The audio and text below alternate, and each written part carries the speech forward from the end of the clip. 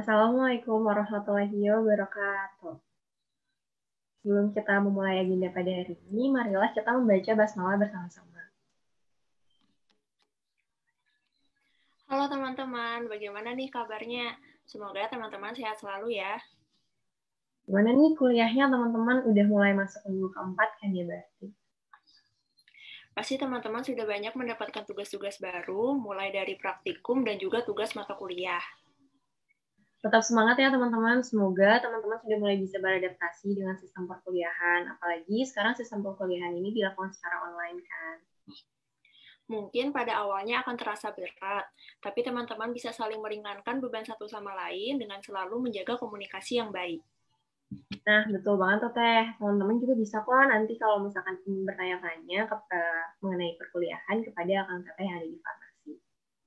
Pokoknya teman-teman harus tetap semangat ya. Nah, teman-teman udah tahu kan hari ini kita mau ngapain aja? Dalam kehidupan, kita tidak akan pernah terlepas dari suatu masalah, baik itu masalah ringan yang dapat kita hadapi maupun masalah berat yang terkadang sulit untuk dihadapi. Dan sebagai seorang mahasiswa, penting untuk mengetahui bagaimana cara menghadapi dan menyelesaikan suatu masalah dengan baik. Oleh karena itu, di sini sudah ada Akang yang akan berbagi ilmunya kepada teman-teman mengenai problem solving. Sebelumnya, untuk lebih mengenal narasumber kita pada hari ini, Tata akan membacakan CV-nya terlebih dahulu. Sehingga dipersilahkan kepada Tata PDD untuk menampilkan CV. Beliau adalah Kang Ahmad Sofwan Syukani S.Sos. Beliau ini lahir di Bogor pada 9 Juli tahun 1997. Beliau merupakan lulusan S1 Ilmu Kesejahteraan Sosial Universitas Pajajaran pada tahun 2020. Untuk pengalaman kerja beliau, yaitu pernah menjalani Social Cashwork Internship pada tahun 2016 di Rumah Perlindungan Sosial Anak Asuh Bandung, dan pada tahun 2017 pernah menjadi Human Service Organization Internship, dan juga terdapat beberapa pengalaman kerja lainnya. Beliau juga berpengalaman dalam pengelolaan program dan organisasi secara profesional. Selain itu, beliau juga pernah mengikuti beberapa organisasi, yaitu pernah menjabat sebagai Kepala Bidang Kemahasiswaan BEM Kema Unpad tahun 2018 hingga 2019, pernah menjabat sebagai Kepala Departemen Pengembangan Sumber Daya Manusia dan Organisasi di Hima Kesejahteraan Sosial Unpad tahun 2016 hingga 2017, serta menjabat sebagai Ketua Dewan Pengawasan dan Pertimbangan di DKM Visip Unpad tahun 2017 hingga 2018. Teteh bisa turun lagi, Teh. Punten. Beliau pernah menerima beasiswa Aktivis Nusantara Bakti Nusa tahun 2019, dan beliau pernah menerima sertifikasi pekerja sosial profesional pada Lembaga Sertifikasi Pekerjaan Sosial Indonesia tahun 2018, dan sebagai penulis buku antologi perjalanan peradaban. Wah, luar biasa sekali ya teman-teman narasumber kita malam ini. Langsung saja, mangga kepada Kang Syaukan dipersilahkan. Oke, terima kasih banyak atas kesempatannya Ibu-Ibu MC dan moderator. Oke, mungkin langsung saja. Tapi berlama-lama, Assalamualaikum warahmatullahi wabarakatuh. Alhamdulillahirrahmanirrahim, segala puji dan syukur marilah kita panjatkan kepada kehadirat Allah Subhanahu wa taala atas segala berkah nikmat dan rahmatnya sehingga kita bisa sharing ya. Kita sama-sama sharing, sama-sama belajar pada kesempatan kali ini. Mungkin tadi ada titipan dari panitia terkait untuk bisa mencoba sharing terkait problem solving dan metode-metodenya, kurang lebih seperti itu. Nah, mungkin nanti akan coba akan jelasin itu via PPT, dan mungkin nanti akan coba share juga di Google Chrome ya terkait metode-metodenya kayak gitu. Tapi langsung saja coba di share screen dulu sebentar. Oke. Ini metode baru nih, ini kita rekaman via YouTube pertama kali nih, keren. Semangat punya teman-teman panitia untuk nyambut adik-adik barunya. Oke. Mungkin buat sekarang ya ini kurang lebih temanya problem solving, itu Eric coba memecahkan suatu masalah kayak gitu. Ini di BEM Kemahwar. Oke, mungkin perkenalan singkat lagi tadi udah dijelasin, mungkin bisa dipanggil Syaukan. Ya alhamdulillah lulus kemarin baru kayak gitu. Mungkin aktivitas sekarang nggak terlalu banyak kayak gitu. Mungkin ada beberapa hal yang dikerjakan, dan ya alhamdulillah ada cerita lah sama di kampus kemarin, pengalaman dinamika dan seterusnya kayak gitu. Mungkin kalau teman-teman pengen sharing-sharing lebih lanjut bisa hubungi di nomor yang ini atau kontak terhubung berikut. Oke, next. Nah, mungkin kita berangkat dari dulu sih. Dari apa sih definisi masalah menurut kalian? Sebenarnya mungkin akhirnya teman-teman nanti bisa akhirnya memikirkan kira-kira apa sih definisi masalah menurut kalian. Karena memang masalah itu baik banget ada di sekitar kita. Mungkin akhirnya kitanya aja yang nggak sadar. Karena jangan sampai kita jadi mahasiswa, apalagi mahasiswa universitas pelajaran kayak gitu ya. Itu kita memilih untuk akhirnya menjadi mahasiswa yang pasif. Harapannya teman-teman untuk kedepannya itu kalau bisa teman-teman menjadi mahasiswa yang aktif berorganisasi, aktif berprestasi, aktif mengharumkan nama baik Unpad, nama baik farmasi, dan seterusnya kayak gitu. Karena memang farmasi secara historis itu orang-orangnya cukup keren, karena akan juga kenal beberapa teman-teman di farmasi kayak gitu kurang lebih. Jadi sebenarnya kurang lebih seperti itu. Kita akan coba Kang next. Terkait apa sih sebenarnya masalah itu ada banyak di sekitar kita, tapi mungkin kita yang sadar. Mungkin salah satunya sekarang nih lagi pandemi COVID-19. Ya mungkin akhirnya teman-teman kakak-kakak panitia nih mencoba untuk merumuskan suatu metode baru, pendekatan baru untuk akhirnya bisa menanamkan nilai-nilai kaderisasi yang ada di farmasi tanpa menghilangkan esensi, baik itu secara offline maupun online kayak gitu. Ya mungkin pandemi sekarang banyak banget ya dirasakan kayak gitu. Apalagi beberapa waktu yang lalu Jakarta sempat tarik rem darurat kayak gitu. Karena ada pertumbuhan yang cukup signifikan naik, kurang lebih seperti itu, dan akhirnya memang ini dirasakan oleh semua golongan, semua pihak, tidak memandang jabatan, agama, status, ras, semua orang bisa kena, karena konteksnya kesehatan.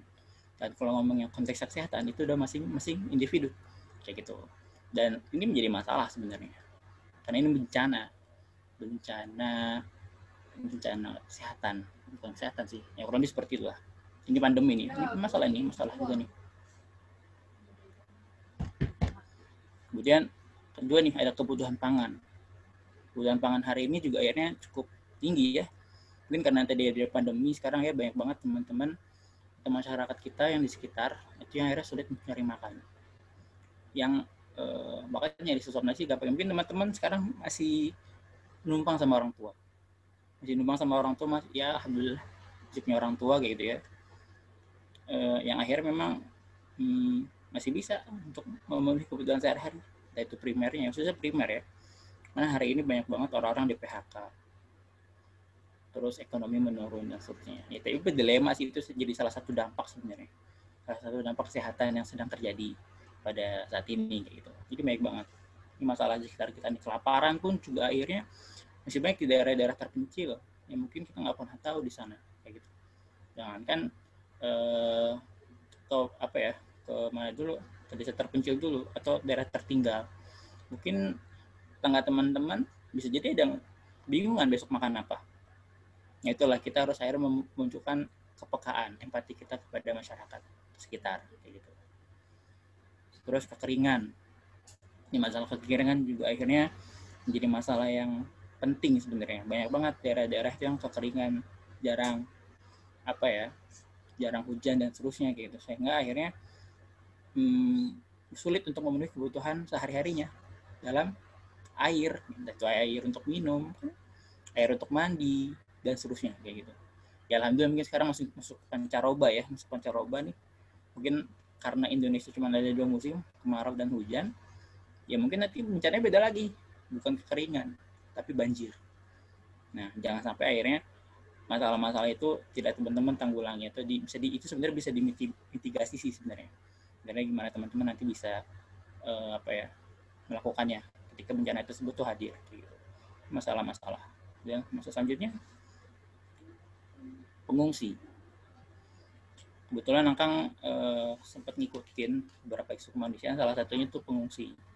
Jadi kurang lebih 1 bulan kemarin itu ada kapal yang tiba-tiba mendarat di Aceh. Tahu isinya siapa? Isinya itu pengungsi Rohingya. Dia terombang ambing. Itu kan lagi ngerjain skripsi di salah satu lembaga kemanusiaan. Memang lembaga kemanusiaan tersebut itu cukup tanggap dan memang aware terhadap isu tersebut. Dan jadi memang ini juga penting untuk ada teman-teman pahami. kayak gitu, terkait isu-isu sosial kemanusiaan dan seterusnya. Next, sampah. Wah, ini mah masalah klasik sih sebenarnya, tapi dia akan selalu ada dimanapun dan kapanpun, karena yang salah itu bukan sampahnya, tapi mungkin bisa jadi manusianya, bisa jadi sistemnya, bisa jadi kebijakannya. Jadi banyak hal, dan ini tuh sebenarnya perlu diselesaikan dengan baik. Mungkin bisa jadi yang Kang lihat untuk beberapa isu lingkungan di Universitas Pajajaran ya, itu di Unpad itu, ini akan sedikit sharing sih. Tahun kemarin itu ketika akan masih beramanah ya di BMKMA, itu kita coba fokus zero waste. Jadi walaupun pelaksanaannya belum terlalu baik, ada evaluasi. Jadi pada waktu itu memang dari kebijakan organisasi kita berharap bahwasannya memang acara-acara besar, proyek-proyek besar itu meminimalisir sampah plastik, entah itu Prabu misalkan kemarin yang teman-teman jalanin tuh secara online, kemudian Forsi itu yang cukup besar tuh, walaupun sampahnya baik banget sebenarnya tuh, ini kayak sini evaluasi nih ya, tapi ya sebenarnya nggak ada Forsi kan ternyata karena pandemi kayak gitu. Terus apa lagi ya, mungkin acara-acara besar lainnya kayak gitu ya.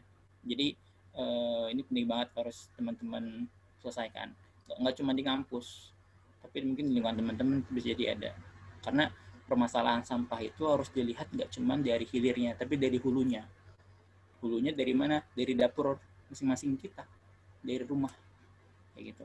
Mungkin apakah jadinya bisa teman-teman olah lah, atau akhirnya beberapa waktu yang lalu itu sempat ada kampanye di BEM, bahkan juga aktif di BEM Kema tahun 2018 itu mulai ada kayak buat ekobrik, jadi kayak semacam sampah plastik, mungkin teman-teman yang di kosan sampah plastik banyak itu sampai bisa masukin ke dalam botol gitu.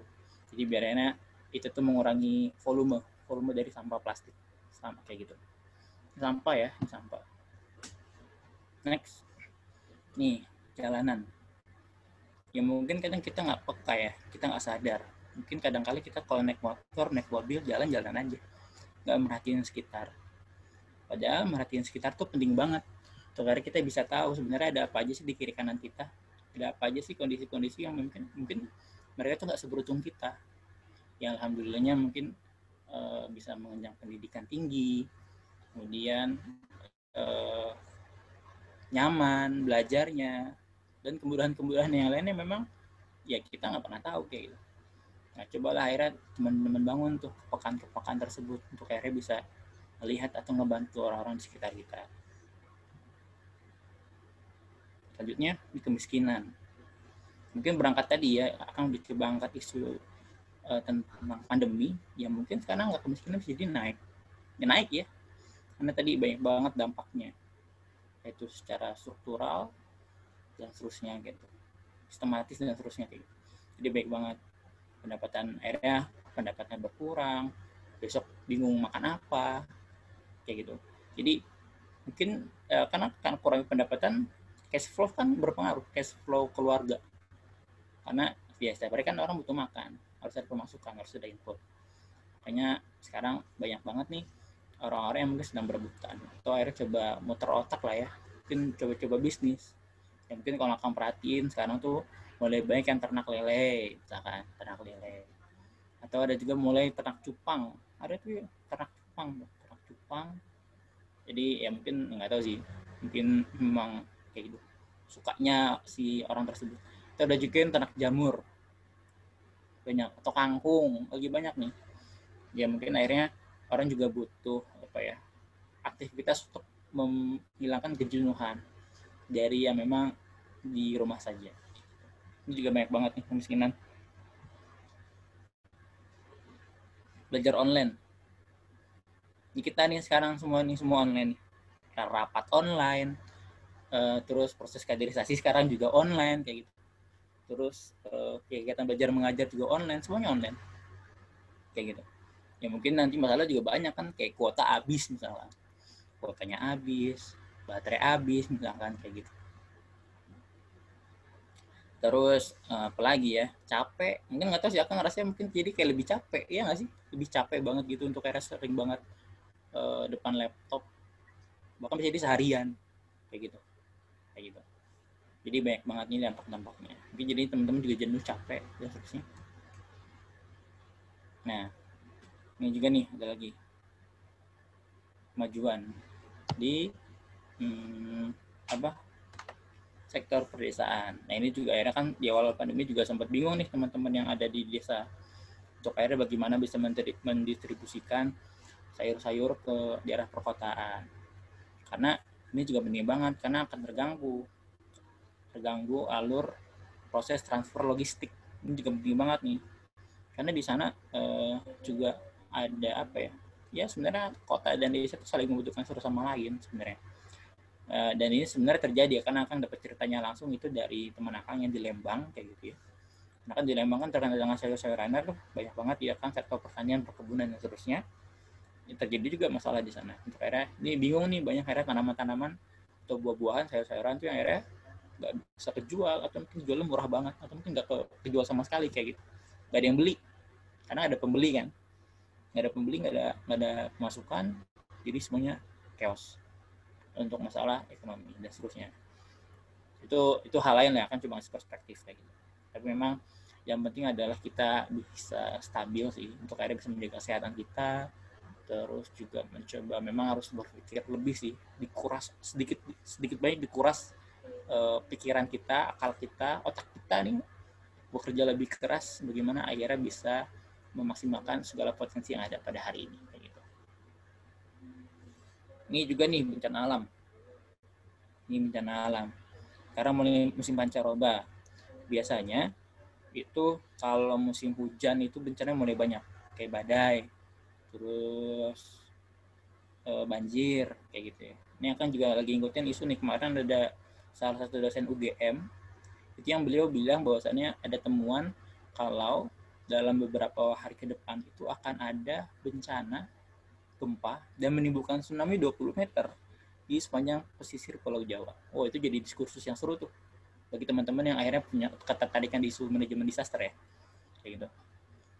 Karena belum sekarang sih belum ada sih alat untuk bisa memprediksi bencana, khususnya gempa bumi kayak gitu. Ya mungkin temuan yang memang harus diapresiasi dan harus diperbaiki. Tapi bukan jadinya masyarakat tuh panik, tapi lebih akhirnya mencoba untuk aware terkait mitigasi pencegahan. Bukan akhirnya diprediksi dalam 2 pekan ke depan akan ada tsunami, ya terus kita akhirnya meninggalkan daerah pesisir, nggak kayak gitu. Tapi akhirnya coba untuk lebih waspada, lebih hati-hati sih ketika memang prediksi tersebut betul kayak gitu. Tapi ini jadi diskursus yang seru sih untuk ada yang ngebahas bencana alam kayak gitu. Oke. Nah, tadi akhirnya kita berangkat dari banyak masalah. Sebenarnya masalah nggak cuma itu doang. Teman-teman bisa temukan di masing-masing lingkungan. Entah itu nanti bahasa kampus yang terjadi di organisasi, di lingkungan pertemanan, di klik-klik kalian kayak gitu ya. Di lingkungan terkecil kalian. Yang namanya menyelesaikan masalah tuh beda-beda solusinya ya. Kalau kata Einstein, we cannot solve our problem with the same thing we use when we created them. Maksudnya apa ya? Itu tadi kita nggak bisa akhirnya menyelesaikan satu masalah dengan cara yang sama, karena setiap masalah itu punya solusinya masing-masing. Nggak bisa akhirnya semua masalah dengan satu solusi yang sama, nggak mungkin. Pasti karena akhirnya setiap masalah punya karakteristiknya tersendiri, punya kajiannya tersendiri, punya hal-hal lainnya kayak gitu. Jadi penting banget untuk akhirnya teman-teman pahamin terkait masalah itu seperti apa. Jadi sebelum akhirnya kita berangkat ke problem solving, pemecahan masalah, kita harus paham dulu sebenarnya masalahnya itu apa. Masalahnya itu seperti apa kayak gitu. Kenapa akhirnya bisa jadi masalah? Teman-teman harus berpikir kritis, mencari tahu apa sih yang menjadi akar permasalahan. Setelah dari sana akhirnya kita bisa mencari beberapa tahapan-tahapan untuk bisa menyelesaikan suatu masalah kayak gitu. Oke, next. Oke. Jadi setelah tadi akhirnya ngelihat banyaknya dari kalian sendiri ingin menyelesaikan masalah apa nih kayak gitu, dari kondisi-kondisi yang ada di sekitar kalian. Mungkin nanti bisa ketik di kolom chat YouTube, kurang lebih seperti itu. Biar akhirnya kita sama-sama apa ya, membangun kepekaan sih kita untuk akhirnya bisa berkontribusi kepada masyarakat. Oke. Sekarang kita berangkat pemecahan masalah. Karena kalau akhirnya kita langsung berangkat ke problem solving tapi nggak memahami masalah itu apa, itu akan sulit kayak gitu. Karena nggak mungkin ada problem solving kalau nggak ada problemnya kayak gitu. Dia problem dulu baru di solving gitu. Oke, next. Yang ini secara definisi ya, sebenarnya ini problem solving merupakan salah satu cara proses berpikir teman-teman untuk memecahkan suatu permasalahan kayak gitu. Simpelnya seperti itu. Tapi memang kadangkala ya, itu ada penggunaan aturan yang kompleks dan lebih tinggi tingkatannya untuk mencapai solusi masalah. Dalam pemecahan masalah, pembelajar harus merecall atau mengulang atau mengundang kembali aturan yang lebih rendah maupun informasi yang relevan yang diasumsikan telah dipelajari sebelumnya. Jadi dalam proses berpikir itu ada yang namanya critical thinking, analytical thinking, dan transformative thinking kayak gitu. Jadi kalau akhirnya analytical thinking, teman-teman bisa merasionalisasikan setiap permasalahan itu yang ada. Jadi bisa diterima secara akal. Nah, ini cara biasanya tuh dengan kita menggunakan suatu asumsi tertentu untuk yang memprediksi kira-kira ke depannya itu seperti apa dan seterusnya. Kalau kritikal itu lebih mendalam lagi sih sebenarnya. Teman-teman benar-benar mencari tahu permasalahan yang ada itu seperti apa kayak gitu. Kalau transformatif itu benar-benar ya teman-teman bisa menemukan solusi di permasalahan tersebut secara utuh kayak gitu. Akang waktu itu sempat dapat sharing dari teman. Jadi teman Akang waktu itu dia interview terus si siapa HR-nya enggak HR deh, sorry, usernya itu langsung nanya, coba kamu hitung berapa cup Starbucks yang terjual di Jakarta. Dia basicnya nggak tahu. Akhirnya teman Akang ngejawab, dia mencoba mengasumsikan kalau misalkan kalau misalkan sehari itu ada 100 cup yang terjual kayak gitu. Terus 100 cup itu per hari. Nah, kemudian misalkan contoh di Jakarta itu ada 50 cabang. Ada 50 cabang. Berarti menjadikan ada dong 100 cup kali 50 cabang berapa? Kayak gitu. Kemudian hitung-hitungannya, harganya kira-kira kalau harga sekian. Intinya dia bisa berpikir secara bisa menganalisis permasalahan tersebut dengan baik dan struktur. Padahal dia nggak tahu datanya itu seperti apa di lapangan. Dia nggak tahu sebenarnya ada berapa Starbucks sih, kemudian ada berapa sih cup yang terjual gitu. Sebenarnya permasalahan atau isu yang coba dilempar itu akhirnya melihat yang dinilai itu proses berpikir teman-teman. Bagaimana akhirnya teman-teman tuh bisa sama Akang kemarin ini tuh dia bisa memecahkan suatu masalah tersebut kayak gitu. Jadi itu ada prosesnya. Oke, next. Ya mungkin Akang sedikit menjelasin beberapa framework. Sebenarnya frameworknya banyak kayak gitu ya. Framework tuh kerangka berpikir untuk akhirnya kita bisa menyelesaikan suatu permasalahan. Akang coba ngendalin framework social work. Ini pekerja sosial. Karena kebetulan Akang juga lulusan Kesos, jadi Akang coba ngasih tahu nih. Jadi tahapan awal itu kalau kita lihat dari kerangka berpikir seorang pekerja sosial menyelesaikan suatu masalah, jadi biasa assessment. Assessment itu mencari tahu informasi, data, ataupun kebutuhan-kebutuhan yang memang untuk mencari tahu sebenarnya masalah ini apa sih. Prosesnya banyak, akhirnya bisa interview, bisa wawancara langsung ke orang tersebut mencari tahu kayak gitu. Atau akhirnya bisa baca dokumen terkait yang memang itu menggambarkan suatu permasalahan, mungkin data-data yang sudah dilakukan oleh lembaga peneliti misalnya kayak gitu. Dan setelah didapat, akhirnya coba dirancangkan plan of treatment, POT biasanya.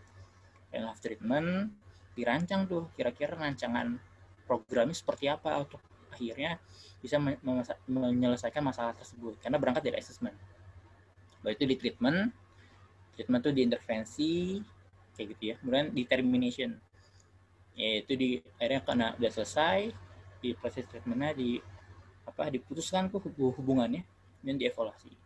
Itu kalau kita melihat dari framework social work. Atau ada teman-teman melihat dari framework design thinking. Nah, design thinking itu penting. Kunci utama dari design thinking itu adalah empati. Gitu teman-teman. Teman-teman mencoba untuk merasakan apa yang dirasakan oleh orang lain. dengan akhirnya teman-teman merasakan apa yang dirasakan oleh orang lain, teman-teman bisa mendefinisikan ya, dan membuat solusi atas permasalahan yang kalian rasakan sendiri, kayak gitu. Jadi kalau design thinking itu berangkat dari empati, kemudian didefinisikan sebenarnya masalah ini apa, kayak gitu.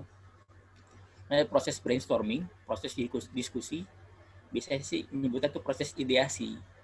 Jadi kita mencari ide-ide baru untuk bisa menjelaskan masalah tersebut, kemudian dibuat prototipenya. Kira-kira rancangannya seperti apa nih? Menyelesaikan masalah tersebut. Kemudian dites langsung. Kayak gitu. Itu yang kedua, design thinking. Kemudian ada framework ideal. Itu dari Branford dan Stein. Ide biasanya sama sih sebenarnya, identifikasi, cari tahu, kemudian di-define, di-explore, kemudian langsung diaksikan, dilaksanakan, diimplementasikan, terus dilihat perkembangannya seperti apa. Jadi ini sebenarnya dari ketiga ini itu masih banyak banget model-model framework. Mungkin aja teman-teman akan ketemu system thinking kayak gitu. Ini lebih kompleks lagi sih sebenarnya kayak gitu. Tapi biasanya kalau Akang untuk sekarang itu lebih sering pakai yang 1 sampai yang 2 framework social work sama design thinking kayak gitu untuk beberapa hal lainnya kayak gitu. Oke. Nah ini mungkin juga sharing ya terkait tahapan intervensi. Lebih detail lagi ini, yaitu tadi sama kayak coba mapping isunya apa, stakeholdernya siapa, ini mesti assessment-nya. Stakeholdernya siapa sih, orang yang berpengaruh, harus dilihat demand-nya, supply-nya, dan seterusnya, baru di desain programnya. Kalau tadi kan akhirnya di plan of treatment atau di define kayak gitu. Kemudian diimplementasi rancangan tersebut, tadi treatment atau ya tadi sebutnya kita treatment kayak gitu. Kemudian diimplementasikan di monitoring di Monef, karena jangan sampai Monef itu kan tujuannya agar kita melihat tercapaian program yang sudah kita rancang di awal, baru dievaluasi dan pembelajaran apa yang didapatkan dari proses tersebut. Ya mungkin sama halnya dengan proses kaderisasi yang sedang teman-teman lakukan sekarang. Itu sama sebenarnya, framework itu seperti itu. Ya mungkin akhirnya sekarang teman-teman sedang di proses implementasi program kayak gitu, dan sedang dimonitor oleh teman-teman atau kakak-kakak panitianya. Ya nanti teman-teman akan dievaluasi dan akan diminta itu sebenarnya pembelajaran apa sih yang didapat, apa sih yang coba diajarkan, apa sih yang coba dikenalkan gitu. Dan nanti karena kalau kita ngomongin program itu biasanya ada input, ada proses, ada output. Lebih jauh lagi ada outcome, jangka panjangnya itu seperti apa kayak gitu. Oke. Ini jenis-jenis program teman-teman. Kalau ya teman-teman ingin buat program itu ada 2 jenisnya. Pertama program karitatif, yang kedua itu program pemberdayaan. Kalau program karitatif itu bentuknya itu charity. Jadi kayak apa ya? Sifatnya itu sementara banget intinya dan sesuai dengan kebutuhan. Dan biasanya itu jangka waktunya itu pendek, gak lama. Kayak gitu, misalkan akhirnya dalam pandemi misalkan akhirnya ada kebutuhan sembako, misalkan terus digalang dana, di packing, terus diberikan, udah selesai gitu aja kayak. Karena udah, karena sembako cuma bertahan 3 sampai 5 hari. Setelah itu habis. Berbeda dengan program pemberdayaan. Memang itu butuh proses yang panjang dan cukup lama. Itu tadi mulai dari assessment, kemudian pembinaan sampai hasil yang terlihat lebih lama dan seterusnya. Karena ini yang menjadi perbedaan. Tapi bukan berarti akhirnya kita membeda-bedakan sih, karena akhirnya kedua jenis program ini bisa berkaitan satu sama lain kayak gitu. Misalkan akhirnya teman-teman mulai dari program karitatif dulu nih kayak gitu. Contoh akan coba ambil case ya bencana misalkan ada bencana alam, Sukabumi misalkan kemarin lagi banjir nih. Gak mungkin dong orang-orang yang banjir nggak punya rumah, nggak punya tempat tidur, susah makan, harta bendanya hilang kayak gitu ya, dikasih program pemberdayaan, kan nggak nyambung gitu. Mereka tuh butuhnya tuh makan, tempat tidur, popok, susu, odol gitu ya, dan seterusnya gitu. Jadi itu sifatnya karitatif. Dan memang itu dibutuhkan gitu. Nanti setelah program karitatif biasanya dia akan ada proses rehabilitasi. Nah, biasanya itu tuh berlangsung setelah kurang lebih 2 minggu sampai 2 bulan lah kurang lebih. Baru akhirnya coba mulai masuk program-program pemberdayaan untuk bisa memperdayakan kembali masyarakat yang tadi terkena bencana, kayak gitu. Misalkan akhirnya diberi bantuan terkait pemberdayaan UMKM-nya, kayak gitu, atau pelatihan lainnya, dan seterusnya. Ini 2 jenis program. Oke, next. Nah, ini alurnya nih. Kalau tadi karitatif itu dia top to down, kalau program pemberdayaan itu bottom up, kayak gitu. Jadi biasanya nih kalau yang karitatif tuh kayak apa ya? Kayak misalkan gue tuh maunya buat program ini, kayak gitu. Padahal dia nggak tahu sebenarnya program itu dibutuhin gak sih sama masyarakat. Ya, bayang lah ya. Atau akhirnya program yang bottom up, yang memang kita coba buat program yang memang itu benar-benar dibutuhkan oleh masyarakat, kayak gitu. Jadi dia berangkat dari assessment, isunya apa, baru temen isunya, terus saya buat program. Kan kalau karitatif dia baru, gue pengen buat program, misalkan gue pengen buat teman baca, isunya apa ya, cari tahu isunya, misalkan teman baca anak misalkan gitu ya, misalkan kayak gitu. Misalkan ada juga teman baca lansia misalkan. Baru di assessment dicari nih mana nih lokasi yang tepat untuk akhirnya bisa kita implementasi program tersebut, gitu. Ini bedanya ya, program karitatif sama program kebudayaan. Nah, ini biasanya langkah-langkahnya sih. Langkah-langkah Monef, akhirnya dilihat, selalu dicek kebutuhannya, schedule-nya, misalkan jadwalnya, dan kegiatannya seperti apa, biaya, ini kan penting banget, dan kualitas program yang diberikan. Oke. Oke, udah selesai. Sebenarnya belum selesai sih, akan pengen coba share lagi ya satu contoh model supaya teman-teman bisa problem solving yang secara singkat. Jadi ini salah satu proses dari design thinking, yaitu ada namanya itu LDG. Nah, teman-teman lihat sendiri lah ya. Oke. Nah, ini juga menarik nih, karena ada pandemi yang kan jadi harus belajar bagaimana akhirnya bisa melakukan workshop secara online. Karena biasa kalau minta tolong ngisi itu offline kayak gitu, online nih. Jadi aplikasi yang digunakan itu di website ada namanya moral.co. Nanti bisa teman-teman searching kayak gitu ya. Nah, dan nanti bisa teman-teman buat, bisa teman-teman create itu terkait kanvasnya mau pakai kanvas apa. Karena ini kita berangkat dari dari ini proses design thinking sih sebenarnya. Nanti akan coba jelasin kayak gitu. Nah, mungkin kalau akhirnya teman-teman ingin menjelaskan satu masalah, ini lebih aplikatif lagi ya. Ini lebih aplikatif lagi. Kalau tadi kan lebih banyak konsep, terus materi dan seterusnya. Kalau ini lebih aplikatif lagi. Jadi namanya itu Lightning Decision Jam. Jadi kita bagaimana akhirnya bisa menyelesaikan satu masalah dengan cepat. Contoh misalkan problem solving teman-teman akan temukan di rapat misalkan. Biasanya kita tuh kalau rapat tuh yang akan lihat ya, karena pertama kita nggak jelas rapat tuh nggak ada batas waktu mau selesai jam berapa. Terus yang kedua kita biasa nggak jelas jamnya tuh kayak gimana, kayak gitu. Nah ini kayak gitu ya. Nah akhirnya biasanya juga kalau rapat tuh stuck bingung, gak nemu solusinya apa dan seterusnya. Akhirnya adalah ini Lightning Decision Jam. Kuncinya dua sebenarnya, listening dan understanding. Karena biasanya di dalam rapat setiap orang tuh ingin didengarkan, setiap orang tuh ingin dimengerti. Nah kalau di sini akhirnya teman-teman mencoba untuk saling mendengarkan dan saling mengerti apa yang akhirnya coba dikemukakan. Oke. Contoh misalkan mungkin ini kan akhirnya kita nggak bisa praktek langsung. Mungkin nanti teman-teman panitia bisa dibantu lah kalau memang akhirnya ingin coba ini dipraktekkan. Jadi misalkan akhirnya ada suatu masalah nih, misalkan masalahnya apa. Jadi ini kayak kanvas sebenarnya teman-teman. Misalkan contoh ini bisa diklik 2 kali. Misalkan masalahnya apa ya?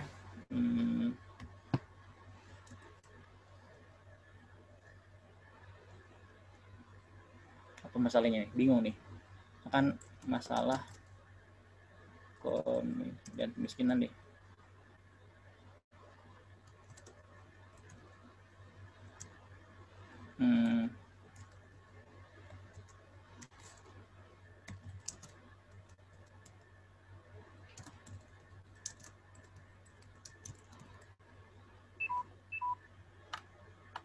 Misalkan ini contoh aja. Nah, akhirnya nanti biasanya itu ini kebutuhan pokok kita ingin misalkan masalah ini. Nah, nanti teman-teman akhirnya ini biasanya ada fasilitator sih, ini leadernya biasanya. Jadi nanti grupnya itu atau orang-orang dalam kelompok itu dia mencoba untuk menuliskan hal positif dari berarti ini berarti ya, gini aja deh.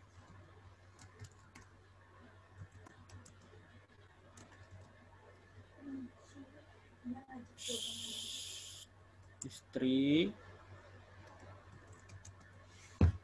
gusi kebutuhan pokok korban bencana alam kayak gini ya, kayak gitu.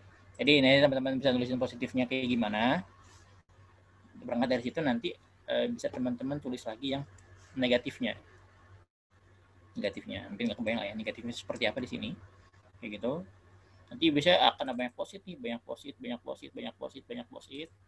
Ada waktunya, ada timer bisa dilihat di sini nanti. Catur bisa ya, pakai default kayak gitu. Udah dilihat harusnya. Kemudian setelah ada banyak masalah, ini kita berangkat lagi nih. Sisi negatifnya kalau akhirnya ini tuh nggak tepat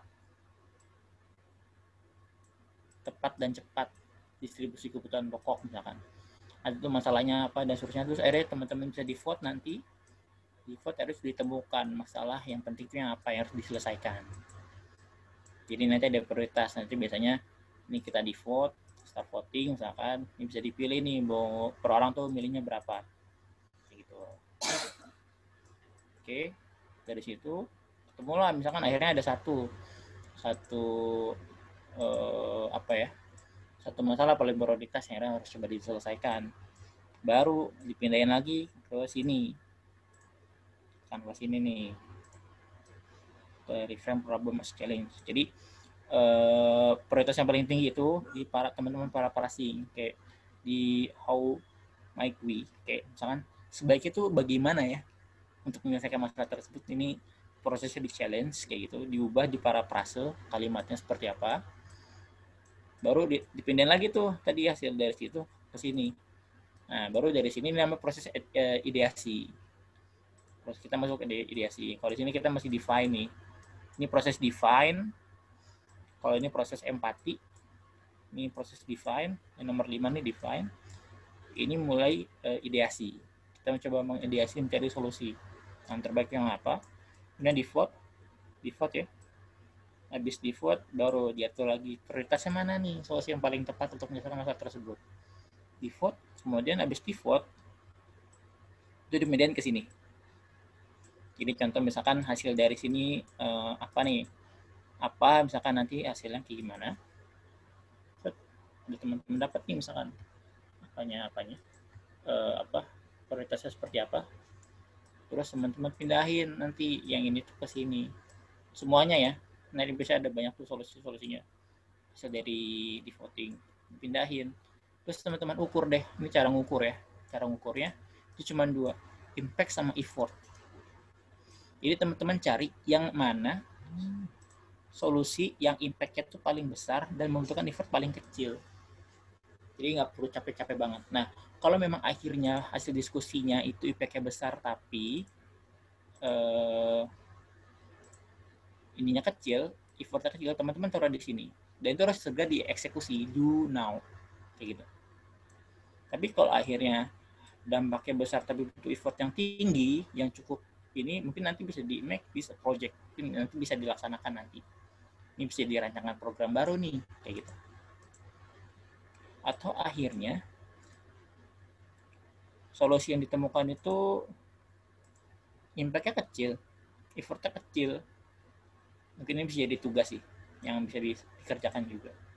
Tapi kalau memang akhirnya impact-nya kecil dan butuh effort-nya tinggi, kan jadinya sia-sia ya. Mungkin jadinya udah lupain aja solusi tersebut dari hasil diskusi dan brainstorming kayak gitu. Nanti setelah ini baru ke sini. Nah, baru deh kita pindahin ke sini.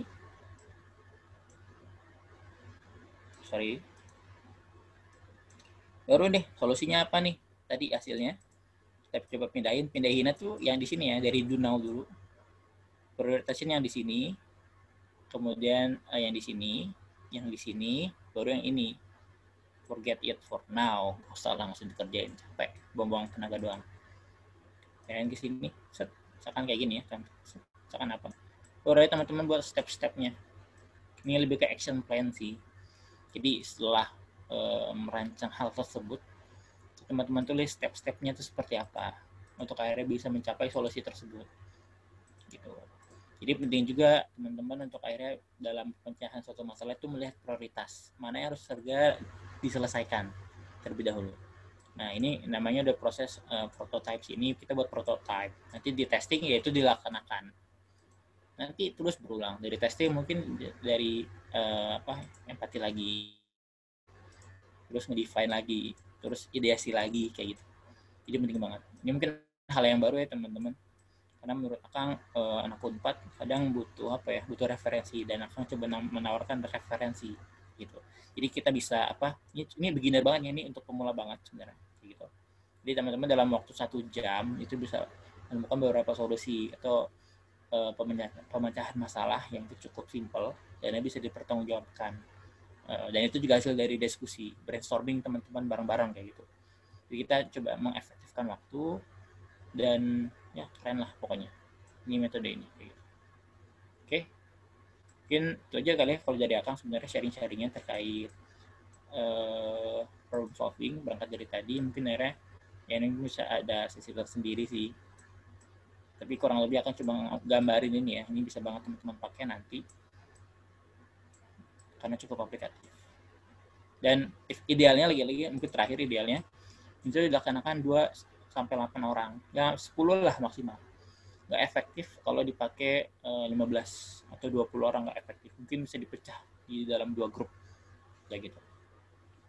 Karena makin banyak orang, makin banyak yang berpikir kan, makin banyak yang berbicara, makin banyak kepala, dan itu makin sulit diakomodir. Jadi idealnya jumlahnya tuh seperti ini, 2-8 orang, 10 lah, 2-10 kurang lebih seperti itu. Oke. Mungkin itu aja sih kalau dari Akang sharing-sharingnya. Mudah-mudahan bermanfaat. Makasih banyak. Kembalikan ke MC. Terima kasih, Kang. Nah, teman-teman, luar biasa sekali kan ilmu yang telah disampaikan oleh Kang Syaukan tadi. Bagi teman-teman yang masih belum paham atau ada pertanyaan seputar pematerian yang tadi, mangga bisa menuliskan pertanyaannya pada kolom komentar. Nanti Tata akan membantu menyampaikan jawabannya kepada teman-teman. Sebelum mengakhiri, kami persilakan kepada Kang Syaukan untuk dapat menyampaikan beberapa pesan kepada teman-teman Chloroquine. Oke, makasih. Mungkin closing statement ya. Mungkin kalau dari Akang, akhirnya tadi teman-teman kalau bisa selama jadi mahasiswa itu jadi mahasiswa yang aktif, jangan jadi mahasiswa yang pasif. Karena jadi mahasiswa itu cuma sekali seumur hidup. S1 ya. Beda kalau ya teman-teman pengen double degree kayak gitu. Karena ada teman Akang juga itu yang double degree. Tapi poinnya adalah jangan sampai kita menyia-nyiakan waktu muda kita. Karena waktu muda cuma sekali, tolong dimaksimalkan. Dan memang kalau Akang mungkin sedikit sharing pasca kampus, ini kita harus punya hal lebih lah yang bisa kita tunjukkan. Apa sih membuat kita berbeda kayak gitu. Kemudian lebih jauh lagi, apa sih yang ingin kita tinggalkan untuk kampus kita, untuk Unpad, untuk farmasi. Jangan sampai akhirnya kita jadi mahasiswa yang gitu-gitu aja. Kita harus punya legacy yang bisa kita teruskan ke generasi selanjutnya. Jangan sampai akhirnya teman-teman jadi kupu-kupu, kuliah pulang. Sayang banget sih kalau menurut Akang ya, kalau yang kayak gitu. Kalau bisa sih minimal ikut satu organisasi UKM misalkan, atau di BEM, gabung ke BEM nih bagus kayak gitu misalkan kayak gitu. Atau ikut kepanitiaan dan seterusnya. Nanti akan banyak banget peluang-peluang yang bisa teman-teman laksanakan. Jadi itu aja, tetap semangat dan selamat datang di Universitas Pajajaran. Oke, gini itu aja, cukup. Baik, terima kasih kepada Kang Syaukan. Untuk selanjutnya akan ada penyerahan sertifikat dari Kang Ismat selaku Project Officer Pelatihan Kaderisasi 2020 kepada Kang Syaukan selaku narasumber. Kepada Kang Ismat dan Kang Syaukan dipersilakan menyalakan kamera untuk dokumentasi. Yes, mantap banget nih Kang. Semangat ya. Oh iya Kang, siap Kang. Ada yang ngitung nggak ini? Ada. Aku aba-aba ya. 1, 2, 3. Sekali lagi. 1, 2, 3. Ya, udah. Sip. Makasih banyak Kang. Sama-sama, makasih juga teman-teman. Sama-sama Kang. Baik, terima kasih kepada Kang Syaukan yang telah menyempatkan waktunya untuk berbagi ilmu kepada kami. Semoga ilmu yang disampaikan oleh Kang Syaukan tadi dapat diaplikasikan dan juga diamalkan oleh teman-teman dalam kehidupan sehari-hari, terutama di perkuliahan. Untuk menutupi pematerian hari ini, marilah kita beristighfar sebanyak 3 kali, lebih banyak, lebih baik. Dan bagi yang beragama muslim, dapat dilanjutkan dengan membaca doa kafaratul majlis. Berdoa dimulai.